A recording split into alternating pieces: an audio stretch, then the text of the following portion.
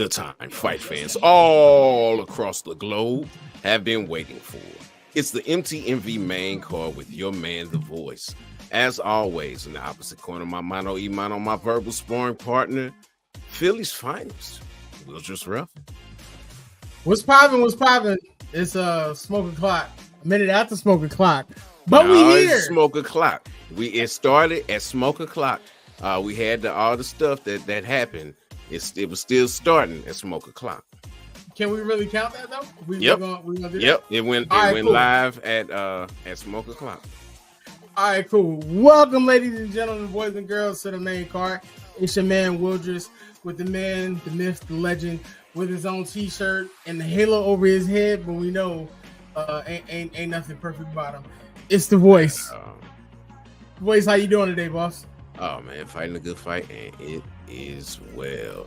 What's good, Timeless? What's going on, Ty? Appreciate you, man, for real. We got a nice show here for y'all today. Going to get into some MMA, going to get into some boxing, some championship bouts. But let's go ahead and get it started with some things that literally just took place. Let's get into aftermath. You ready, boys? Is it Friday? No. Okay. But is it not Tuesday at smoke o'clock? Do you wear Phillies gear? I do.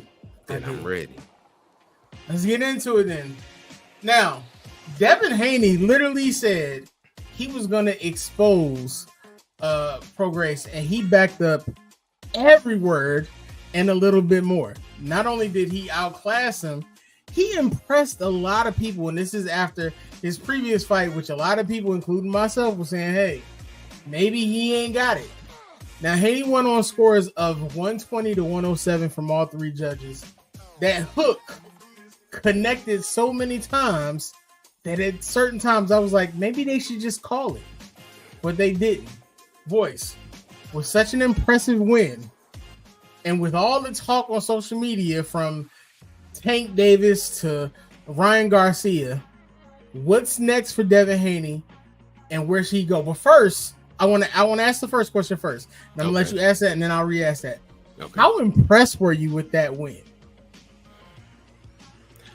I think what was most impressive about that win, or at least to me, what was most impressive, you can read all about this in my article, but what was most impressive about this is how he utterly just shut Prograis down. Prograis landed the least amount of punches in a championship bout in CompuBox history. I mean, for many rounds, he was just walking around like, I don't know what to do. I don't know what to do. I mean, that the fact that he just utterly took a champion out of his game plan, that's what was most impressive to me.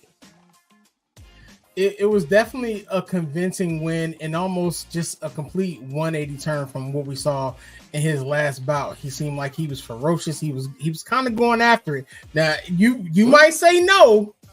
I mean, but Devin was a completely different fighter in this bout, boys. Than his fight with Loma. Yes, because he did a lot of the same things. I'm gonna be honest, and if you are in the comments, let us know. He lost that fight with Loma. There's nothing that anybody else can tell me. He lost that fight with Loma, man. Okay. Well, the judges and the records would show differently. I had that fight like 8-4. It was close, judges, but it wasn't. And even 8-4 is not that close. But it was a hotly contested bout. Mm-hmm. But some of the same stuff he did. He stood his ground more in this fight like he did with Loma. He had good body work in this fight like he did with Loma. Mm-hmm. Did he improve? Yes. This was an improved performance, but I don't think it was like leaps and bounds above. It was a lot. To me, it was a lot better. Now, granted, I will say this: it was different competition. It's no knock on Prograis, but it was different. It was different competition. But Devin Haney looked like the man that everybody wants to see fight in these major bouts in that fight. And maybe it was because of the competition. Now, it was also on unofficial cards. He was given a 119, 108 nod. I remember on Twitter you were actually scoring that. Do you remember what you scored it as? You said 119, 108. You said that's what cards. Twitter gave. Yeah. I had it probably around there. I was kind of torn a bit. The first round I did give to Haney. That was the closest round. The last round, Prograis did some work, and if your humanity came into it and you were judging it on, he did better. So I'll give him a round. You may have had a case in the last round, but having it a blowout like they did, 120 to 107 across the board. I can't. Yeah, that sounds about right to me. Okay. Well, after the fight, the question I want to ask. What up, Joe? The question I have to ask is, what's next for Devin Haney? Where do we want to see him go, and what is he truly prepared for in his next bout? Because big names are calling him out. What's going to happen next? That remains to be seen as to what will happen next. We can talk about some of the things that are being bandied about. Let's start with what Eddie Hearn said. Eddie Hearn said Ryan Garcia is on the same platform. Why can't we get that fight? And that's a fight that's got some history. They fought 6 times in the amateurs. 3 times went Devin's way. 3 times went Ryan's way. So seeing that in the pros would be very interesting. That Tank is talking like Tank talks, which means he's not interested. Shakur, I haven't heard much about him outside of him saying like, "Hey, dude, you did your thing. I gotta big up you." With the way that his last bout looked, he may be more amenable to that that 75-25 split. Now, seeing him fight Teo, that's the fight I really, really, really want to see. However, that fight, or I should say, it's being talked about Teo fighting Subriel Matias. And that fight, whoo, man, that would be phenomenal. So, again, you got some people out there, but Ryan makes the most sense. What would make more sense is if Ryan fought Rolly and then brought the belt so it could be a unification bout. That would be perfect. But Ryan fighting Rolly doesn't mean that Ryan's going to beat Rolly either. Probably, right. But not, you can't say with total surety that that's how it's going to go down. So after Ryan's last fight, do we give him enough, I guess, credit and gumption? Because a lot of people are saying he's really not prepared for this. Is he someone that we should begin to take serious again as far as being in the ranks with those big names such as Haney and Tank and so forth? I think he is where he is. I think he is where most boxing hardcores had him. It's like, you have drawing power, but your ability to fight has always been questionable. And I think it's still, there's an even greater questions like, okay, are you going to fight or are you going to give up? Because now that's really the thing with that body shot that he took from Tank. And I believe he admitted, it's like, hey, I could have got up, but I just didn't push through. That says a lot. That says a lot. So he is where he is. He's a nice B-side. He's going to get people there, and he's going to stand in there and fight, and we'll see what happens. A nice B-side. That's the most underhanded compliment that I've ever heard. It's the truth. A nice B-side. Well, I mean, most people do consider him a celebrity boxer, so to speak. So we'll see what happens. That's definitely going to be exciting. Now, moving from one perceived celebrity boxer to your favorite boxer, Jake Paul. He's going to be taking on Andre August. Now, Jake Paul has stated that this is one way that he's literally looking to prove himself as far as taking boxing seriously. And he's literally putting his bank account on the line. So he's going to be facing Andre August, actually here in Orlando, Florida. That's going to be coming up. Now, Jake has faced everything from YouTubers to NBA players, retired MMA stars. Anybody you can think of, he's taking them on. But his one boxing bout really didn't go that well, correct? Well, I mean, they've all been boxing bouts, but you mean no, with the actual boxer? No, it was a loss. I mean, I feel like it was either a majority or a split decision, but it was a loss. Well, he recently told TMZ that this fight here it's literally just a fight for him to break even. He said he probably won't even make any money off of it. And this is actually more of a chance for Andre August, who literally turned pro in 2013, to have his chance. He's coming in on a 5-fight win streak. The 35-year-old is literally the favorite right now, actually, against Jake Paul, from what I was seeing actually right before we actually came onto the show. What are you making of Jake Paul going into being taken seriously in boxing? And would this be like a make or break opportunity for him?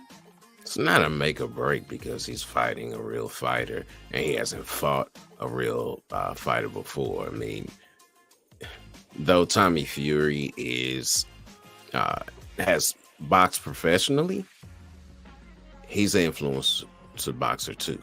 Like right now, it's being what's being rumored is him fighting an exhibition with Roy Jones.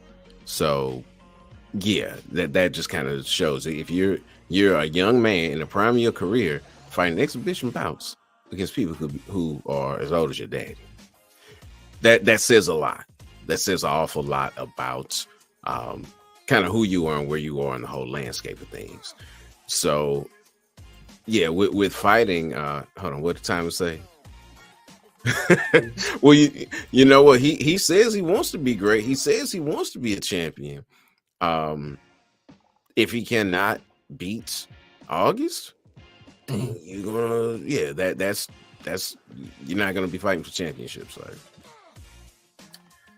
I mean, it presents the opportunity. Like I said, win or loss, he's literally stood in the ring. He's done what he said he's done. Whether people believed a lot of everything that happened or not, it does present a great opportunity. I still want to see what he's going to do for the sport, because the way that he's talked about doing for the sport, coming up is I feel like it's bigger than what he's going to do in the ring. Okay. Just to touch on what this Facebook user said, you're right. He is a influencer and he is a boxer and he's a prize fighter. Now we can say that with no doubt. He is a prize fighter. But as far as a boxer is concerned, he's trying. He's trying. I don't know how good he is, but he's trying. Well, there you have it. We'll get the chance to see that. That's going to be on December 15th. Make sure you tune in. I'm sure Voice is going to be covering that and saying something slick in the Twitter comments there. You know what? I actually have I got a daddy-daughter date on that day, so I probably won't be watching that. Nor will I be watching KSI versus Speed. Who knew KSI was fighting on Friday? They both fighting on the same day, and nobody knows about it. Yeah, I was kind of shocked when you said, we're going to cover this, because I haven't read anywhere. This isn't the normal Jake Paul workout fight, so I'm almost kind of wondering, is the spark gone? Like, do people just not care anymore? Well, he admittedly said, I'm not promoting this fight. I'm wearing the same stuff I wore on my last fight. I'm getting in here to get some work. So I applaud him for that. Kudos to that for that. It would benefit him to promote it a little bit, because it's on a Friday and it's not the main event. It's a co-main event on a fight card with two of his fighters. You got Franchon Cruz Discern fighting, and and she's taking on somebody who does the business. Now, he probably is not promoting it, because even though it's MPV, It's on the zone. It's not. It's on his the zone stuff. It's not on his ESPN stuff where he probably make more money. That comment is Okay. hilarious. All right. Awesome. We're going to take a quick break. Get a quick break from our sponsor Ozell. When we come back, we got some good ones for you. We got a rematch. We have 2 undefeateds going at it, and it's all for all the marbles technically. And your man Jesse Bam Rodriguez, he's in action. We'll be right back. It's not just about the love of the game. It's about dedication and commitment through the process and the patience to endure. There's joy in reaching your goals and peace in knowing you've done all you're supposed to do. Ozell brand. It's not just a brand, it's a lifestyle. Shout out to our sponsors, man. I love that commercial. Commercial make you want to run the Rocky steps to do something crazy and compete somewhere. I don't know where. I'm old. My knees hurt, so I ain't competing nowhere. You definitely Philly through and through because it didn't make me think of Rocky Steps. That didn't the music didn't make you think, oh, let me run the Rocky steps and Not the Rocky Steps. If anything, maybe run the steps on the bleachers at the track. But it doesn't make me think of running the library steps. You was about to say something about St. Louis, and we won't hear nothing about that. But it's all good though. I wasn't saying anything about St. Louis, but I'm gonna tell you this: you're not gonna run up them arch steps. I tell you that. I'm a big boy. I ain't running nowhere. I'm gonna stay in the scrap and do what I need to do regardless. Right on time. Definitely. Now, when Colby Covington meets Leon Edwards for the UFC welterweight title, this is going to be taking place at the T-Mobile Arena. It's going to be his 3rd title shot in 4 years. Now, in the 2 previous bouts, he went 0-2, both 0-2 against your man Usman, and he's hoping that the 3rd time is a charm. The only thing about that is he's working off a little ring rust, as his last bout was in Octagon was actually almost 2 years ago at UFC 272. Now he's gonna have his hands full because Leon Edwards on the flip side has been winning and he's doing it in style. Edwards is actually on an 11-bout win streak, not counting the no contest against Bilal Muhammad that took place. But what's interesting is Edwards has won his last 2 bouts against the man that Covington could not defeat for the welterweight title. And we actually covered that, and Voice wasn't too happy about Usman taking those losses there. Now let Leon tell it. He's not only ignoring Kobe's trash talk, but his plan is to finish the job and leave no doubt. He recently stated, "We're just 2 different human beings and 2 different men. Our morals are different as men. That's it. I'll go out there and I'll make it easier for me to train for me. It makes it easier to train and go out there and punch a hole in his face, and that's it. I'm going in there for the finish, and if it's not a finish, it is not good enough." Now, Covington has talked trash literally the entire time. He's done things like taking pictures with former President Donald Trump and stating that Trump actually trained him.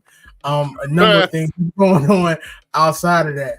Voice, Leon Edwards he sounds focused, but on top of that, I think we need to take into account of 2 + 2 = 4. If Covington couldn't beat Usman and Edwards has beat Usman twice, what exactly are we expecting here, Voice? Give us your take on this bout. What should we be looking for? You're expecting the same thing that you're expecting in Colby Covington fight. I don't know why that's a tongue twister today. You expect him to come out, push the pressure, push the pace, try to take you down, mix things up. That's what you expect. Now, we know that math, or I should say fight math, doesn't always add up. Just because fighter A beat fighter B doesn't mean that fighter A will beat fighter C. It's totally different because you got different people in there and different abilities. Kobe is the ultimate troll. If you are being trained by Donald J. Trump himself, something is wrong with you. Why would you be trained by somebody who probably never had a fist fight in their life and is way out of shape. He got you eating Big Macs and drinking Diet Cokes. That's what we doing. That's what we doing. So I find that funny. I find that really funny. As far as Leon is concerned, I know he wants to stop him, which that would be a remarkable feat, because I don't think anyone has ever like knocked out Kobe before. You know, it may have been submitted or something. I have to go back and really check the records on it. But Kobe's not one to get stopped. He's not one to get. He's been submitted. Yeah, that's what I was gonna say. He may have, if anything, he's been submitted, but I haven't seen him be knocked out. And that was after Usman breaking his jaw and all other kind of stuff. You know, so if he is to do it, hey, kudos to him. But one thing that does concern me when people say I'm going for the knockout, it can cause you to kind of abandon all other good strategy. Like if you see it's not working, you keep pushing and trying to make something happen that's not happening. That could not end up well for you. I mean, that's definitely understandable. The one thing about it is Leon Edwards, even, you know, through his bout with Usman, which of course, you know, we saw what happened with that. It was that quick punch in the end that got him the win. He hasn't. He's still hurt, boys. He has not faced defeat since his decision loss to Usman in 2015. So it's going to be interesting to see how that happens. Before we move on, boys, if Covington loses, like I said, this will be his third championship bout in 4 fights. And, you know, he's had that ring rest. Where does he go from here? I mean, is that it? Does he finally fall down the ranks, or do we see him end up getting another title shot later? Because there's some people who feel like he's being shown a lot of favoritism when it comes to that. Well, he has been shown a lot of favoritism, and a lot of that has to do with the allegiances and things that he's made. It's also been due to him really sticking to his guns and saying what he will and won't do. If he loses, then he really needs to reconsider things. Are you going to sit out long enough for possibly a new champion to arise and then fight them? Because that's about all that he would have left to do. You lost against Usman twice.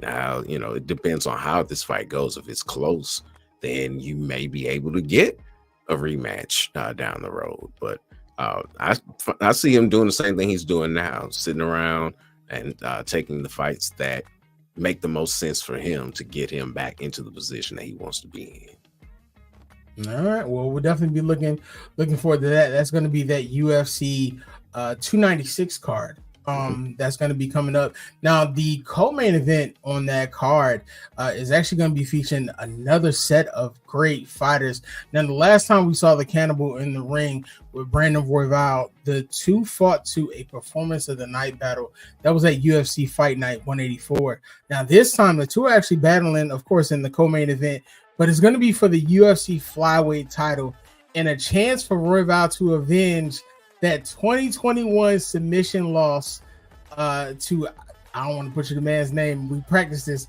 Alexandre. Now, wow, Alexandre. There we go. I'm gonna keep calling the man the Cannibal because I don't want to butcher that man's name. Now, while he's looking to make a statement with his first title win, he's also shown a lot of respect to Brandon, and he even acknowledged that the title shot is very deserving. He stated, "Fight night for sure. That's what we're looking for. It's going to be a crazy fight again. Brandon is a tremendous fighter, and I love his style. He's very aggressive, very good at jiu-jitsu, like me, except he's tall and he's a southpaw. He's a very impressive fighter, and I love watching his fights. I 100% believe that this can be fight of the night. Now, he's proved that he deserved the opportunity, and when that fight was over, I said to him, you're young, and you have a lot to do. And now he's going to fight with me one more time for the belt. And like I said, he deserves that." Now, even with all the pleasantries, Cannibal said he does not care. He is showing respect to his former opponent, but he's also looking to solidify his reign with a successful defense, and he plans to play the spoiler. He actually compared it to a dream. He said it's very weird when you fight with somebody, and at some point, you have to cross out the dream for somebody. He's dreams of that, and I dream of that. I'm dreaming of defending my belt, and he's dreaming of taking my belt. And I need to interfere with that. It's very hard to do. But this is a crazy sport because all good guys fight for their family, for everything, for your goals and your dreams, and you need to go in there and kill. That's very weird, but I want to prove to the world who I am and how good I can be. There's only one thing I can do, and that's my best, and I'm prepared to be the best of my life. Now, the two have fought, and literally since then, Royval was 7-2 in his last nine bouts. He's won 6 of those by KO or by submission. Now, the Cannibal, I mean, he's 26-5. But the one thing we have to remember is he has never been knocked out or submitted. So Brandon has a lot to take on there. Voice, what are your thoughts on his comments? And what are your thoughts on this great potential rematch that could be performance of the night? I think his comments are spot on. He gave credit where credit was due as far as the growth and the maturity that Royval has experienced. And then said, regardless of that, I'm going in there to take you out, which is what a fighter is supposed to do. So as far as his comments are concerned, again, I think they were spot on. They were well composed and complimentary, yet still cutting. So I think he did well with that. And what was the other question? I don't think I answered the question, did I? I thought you had 2 parts. It wasn't a 2-parter? No, I just asked what was your thoughts on this fight and what can we expect, of course. Oh, what can we expect? That's the part that I didn't give. See, it was a 2-parter. Comments and what can we expect? That's that PSL math. Anyway, what we can expect is a dogfight, like you said. He's pardon the pun with Royval's nickname. Yeah. We can expect a dogfight. The last time they fought, they went at it, and you can expect more of it. How much maturity has Royval had in 2 years of fighting? You know, how much has that loss and his experience? How will that shape him? You know, how much will that shape him? That's really the question. We talked off air. Yeah. Pantoja is undefeated in rematches. You know, he fought Moreno. That's why he was on my mind. Fought Moreno 3 times. Once in an exhibition and then twice professionally. And every time he's fought him, he's beat him. So I think they fought twice professionally. Don't quote me on that. They fought more than once. Every time they fight, he wins. And here we go again with him fighting Royval, someone he's fought before. And he also, being Pantoja, has grown. That battle that he had with Moreno pushed him to the absolute limit. Absolute limit. I mean, just took everything out of him. And, you know, we got him being Royval in this major spot. You know, has he been like even a headliner on an Apex card before? I don't think so. And now you're in the last pay-per-view of the year. So it's a lot of pressure on him, and how he responds to that pressure is going to dictate his ability to win or not win in this fight. Yes, I mean, it's going to be a big deal, especially for Brandon Royval. It's quick to remember that Pantoja has not lost since 2020. That was at UFC Fight Island 2. That was to Askarov. Yeah, Askarov. Yeah, Askarov. And even then, that was actually a decision. So he didn't submit or KO. So Brandon Royval has a lot going for him, but he also has a lot on his hands. Just a reminder, he's won 6 of his last 9 by KO or submission. So we'll see exactly how that's going to play out and what's going to give there. Yeah, that's going to be exciting. Now, the fight that I'm excited for this weekend is coming. After months of calling him out, Sonny Edwards is finally getting what he wants, and one punch could take it all away. Now, when Jesse Bam Rodriguez meets Sonny Edwards on December 16th at the Desert Diamond Arena in Glendale, Arizona, it's literally going to be for it all. Now, the two undefeated fighters not only put their unblemished records on the line, but also the IBF and the WBO World Flyweight titles, and was clearly a matchup for the future. As you know, both of these fighters have a lot of fights under their belt, and they're still under 30. Now, the one thing that will not be on the line, however, which is very controversial, is the Ring Magazine title for the flyweight division. Now, while the vacant championship is ordinarily reserved for the number 1 and number 2 in a specific division, Rodriguez is currently ranked 4th.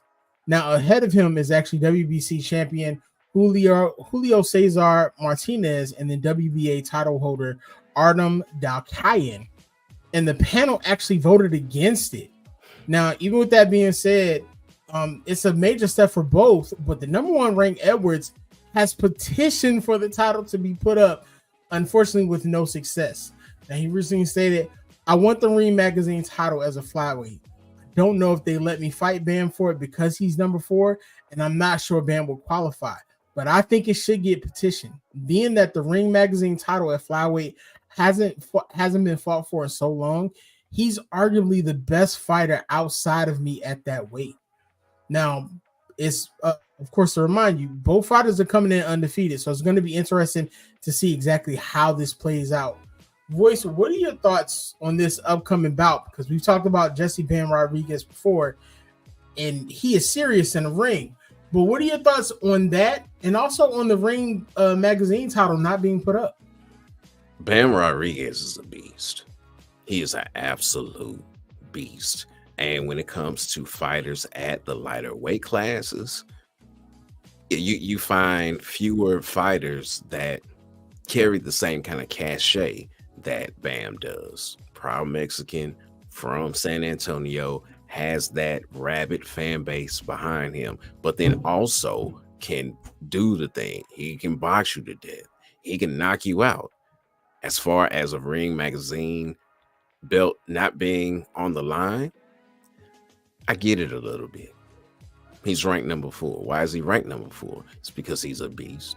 He went up to 115 and fought Quadras and took his title. So that kind of put him outside of that 112 ranking. And now he's dropping back down to fight at 112. So I get it to an extent, but that's really seemingly kind of petty. I mean, you have those other fighters out there who, kudos to them for doing the things they've done, but come on. The fight fans know, the hardcores know, Bam Rodriguez is number 1 at flyweight. And in an interview setting everything up, Sonny Edwards said the same things, like he's 1 and 2. This is for all the marbles. So it's unfortunate, but it is the business of boxing. And in the business of boxing, these things happen, just like Amanda Serrano recently relinquished her WBC title because of the business of boxing. Like, y'all not gonna stand with me, then I'm not gonna represent you. So it happens. I get it, but it's unfortunate. Definitely. No, voice. Both fighters are undefeated, and I know we talk about this all the time. Who would a win be bigger for here? Rodriguez or Edwards? I think it would be bigger for Edwards because Edwards is known. He's known to hardcores, and he's known in the UK, which again is the biggest.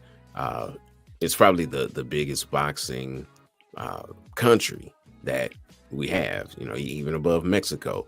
The UK really supports their fighters, but he's not really known outside of the UK. So for him to come and to do this, it would kind of be like, not too long ago when Espinoza, from Mexico, fighting for 10 years in obscurity, comes in and beats Robesi Ramirez. It had that same kind of feel and that same kind of upset feel to it. Not that it will be that big of an upset, but because of the lack of exposure stateside, it would be bigger for him. Definitely. It's going to be a big fight. Either way, two undefeated fighters. Now it's going to be interesting to see how this comes out to play. They're not really both known for knockout power. Bam comes in 18-0, 11 KOs, while Edwards, he's more of a decision fighter. He has out of his 20 wins, only 4 of those are actually by KO. So that'll be definitely a great fight to see. Make sure that you all tune in. That's actually going to be December 16th, Desert Diamond Arena in Glendale, Arizona, which is also the place I believe where Bam actually won his last title, if I'm not mistaken. Probably he does a lot of fighting there. I think Matchroom must have some kind of deal with Desert Diamond because they do a lot of events there. Definitely. Ladies and gentlemen, that those are the biggest fight this weekend. But before we actually get into our last words, wish you have a couple final fights that you want people to pay attention to this weekend. Also, let us know what we're looking for. Yeah, so talked a little bit about the fact that the main fight on the card that Jake Paul is fighting is with Shadeja Green and Franchon Cruz-Zern. That's a real low-key banger. Like those ladies should go at it. And because it is at the higher weight class, you might see some droppages and some stoppages. I don't know. Cruz has been a solid fighter, and she's only really lost to the best. So she's fighting Shadeja. And Shadeja, this really would be a coming out party for her. Not that she hasn't made a name for herself, but she make a significant name for herself, beating someone like Franchon Cruz-Zern. And then we pull one out. We play taps for Showtime Sports as a whole, not just Showtime Boxing, but Showtime Sports as a whole, when David Morrell takes on Sena Agbeko on Saturday for the WBA regular super middleweight title. Yeah, I don't know about you, but I would love to be a regular super champion. There you go. Now, closing out before we actually end this, big news. Amazon Prime and PBC are walking into a partnership. Boys, tell us about that. I know recently I was telling you before, they were actually looking at Tank being their first major fighter there. What can you tell us about that partnership? Going back to the last fight of PBC and the last fight on Showtime Sports, I joke about the title just because WBA means want a belt. All right, so they put a belt on everybody. But David Morrell is a beast. He is probably the future. And one of the reasons why they're closing out their term with Showtime, using him to kind of help prop him up for the future. I'm excited to see how all of this is going to play out and shake out. It's going to be interesting because, and you can read about that in my article too, about this merger.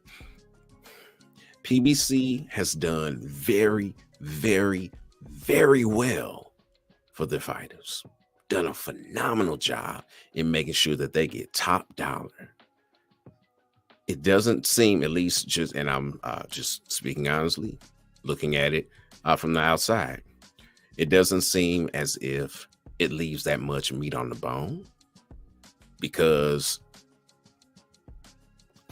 Showtime is the second organization, or should I say, second media outlet in about as many years that's stopped doing boxing and stopped doing boxing with PBC. Fox is the other one. Fox was October of 2022. Now December of 2023, another major platform pulls out of boxing with the same promoters.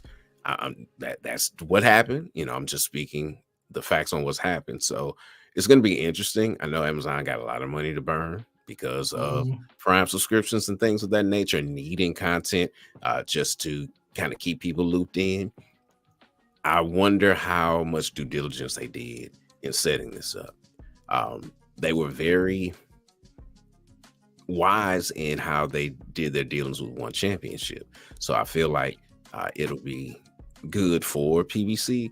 And I really want to see some right sizing when it comes to fight purses so that we get what we want. I don't begrudge the fighters a dime at all. But when you're getting some of the fights that you're getting and it's not seemingly worth the money that's being paid, certain things, something's got to give. Something's got to give. So I'm hoping that we get all of the exciting fights. Like PBC has really done a good job of putting on some of the fights that people want to see. I pray that continues. Yeah, it'll definitely be a great opportunity, especially if we do get the big fights. I know a lot of people are just kind of upset because they feel like, the major fighters are literally taking these smaller fights just to up their purse and up everything, and no one is really fighting for legacy anymore, which I feel like that's more or less on how you kind of view it, because, at the same token, you don't want a fighter taking a fight that they're completely overwhelmed in, but you do want to see the great fighters come together so that you can determine literally who's pound for pound the best. Thank you for that voice. Ladies and gentlemen, thank you for tuning in. It has been another amazing time with the main card. Every Tuesday, 7:15 Eastern Standard Time is Smoke O'Clock, unless we 2 minutes late. Or we 2 minutes, we ain't never 2 minutes early, so you're not going to get that. But make sure that you like, share, and subscribe. Make sure that you visit the website MTMVPN.com. It's been a long day. As you heard voice mentioned, we got some great articles on there by the team. We're covering everything, every sport that you can think of. Our credential levels, we getting like that. You know what I'm saying? So if you ain't with us now, no, seriously, make sure you like, share, and subscribe. We need that. Also, if you are a big person on podcasts, you can follow us anywhere where you listen to podcasts. It's going to be Spotify, Apple, all those locations. Make sure you look for MTMV Sports. Thank you for tuning in to another amazing episode. We'll see you all again next week. Voice, take us out. Just real quick on that subscription note, we ask everybody, please take out your phones right now, go to Spotify and subscribe to MTMV Sports. We've got somewhere that we're trying to reach with them, so every subscription helps. With that being said, until next time, fight the good fight.